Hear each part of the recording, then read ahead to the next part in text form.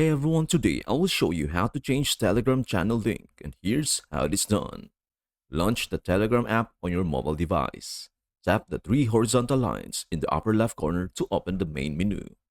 Find and tap on the group for which you want to change the public link. Tap on the name of the group at the top of the screen. This will take you to the group info page. Tap the edit option, pencil icon in the upper right corner. Select the group type option.